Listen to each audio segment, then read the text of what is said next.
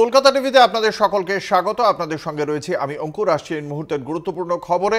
হোয়াটসঅ্যাপে বিকশিত ভারতের মেসেজ বন্ধের নির্দেশ দেওয়া হলো কেন্দ্রকে। এই নির্দেশ নির্বাচন কমিশনের। নির্বাচনী আচরণবিধি বলবৎ হওয়ার পর মেসেজ যাচ্ছে ফোনে। কমিশনের কাছে এমনই একাধিক অভিযোগ দায়ের হয়েছিল এবং সেই অভিযোগের প্রেক্ষিতেই আজকে স্পষ্টভাবে নির্বাচন কমিশনের পক্ষ থেকে মোদী সরকারকে এই বিকশিত ভারত সংক্রান্ত যে বার্তা হোয়াটসঅ্যাপে যাচ্ছিল সেই বার্তা বন্ধ করার নির্দেশ দেওয়া হয়েছে। আদর্শ আচরণবিধি জারি থাকার সময় হোয়াটসঅ্যাপে এমন বার্তা যাতে না দেওয়া হয় তা নিশ্চিত করতে বলা হয়েছে। কেন্দ্রীয় তথ্য এবং প্রযুক্তি মন্ত্রককে বৃহস্পতিবার এই নির্দেশ দিয়েছে জাতীয় নির্বাচন কমিশন। বেশ কয়েকটি বিরোধী দল এই বিষয়ে মোদী সরকারের বিরুদ্ধে অভিযোগ জানিয়েছিল। আমাদের সঙ্গে রয়েছেন আমাদের পলিটিক্যাল এডিটর আশিস চট্টোপাধ্যায়।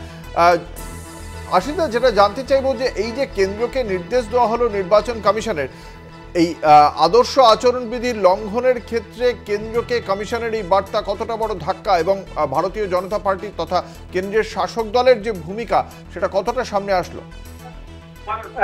দেখুন, বিজেপির পক্ষে এটা কত বড় ধাক্কা, বা যারা বলে না যে মানে আইন ভাঙতে অভ্যস্ত, সুতরাং এরকম ধাক্কাও খায় আবার আইনও ভাঙে।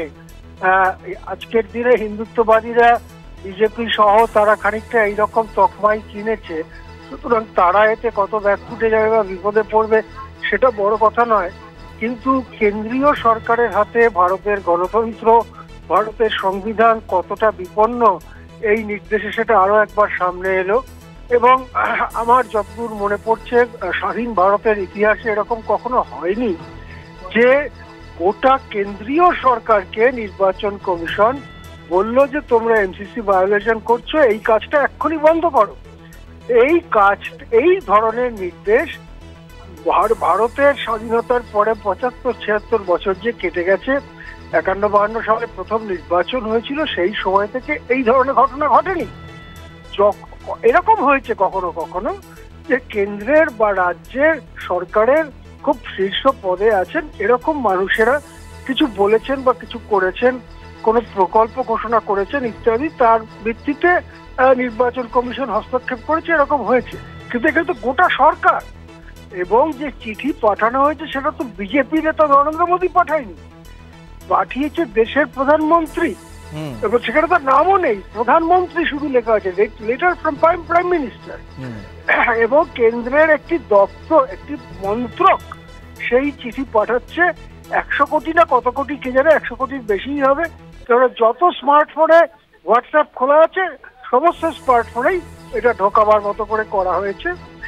এখন কেন্দ্রের পক্ষ থেকে একটা যুক্তি খাড়া করার চেষ্টা করা হচ্ছে যে এমসিসি লাগু হওয়ার আগেই আমরা এগুলো সিস্টেমে দিয়েছিলাম, সিস্টেমিক ডিলের জন্য কিছু মেসেজ হয়তো পরে ঢুকছে, কিন্তু আমরা এমসিসি ভায়োলেশন করার উদ্দেশ্য নিয়ে করিনি, এরকম একটা অজুহাত খাড়া করার চেষ্টা করা হচ্ছে। কিন্তু আমি মানুষের সাথে কথা বললেই বুঝতে পারি যে গতকালও মেসেজ ঢুকেছে।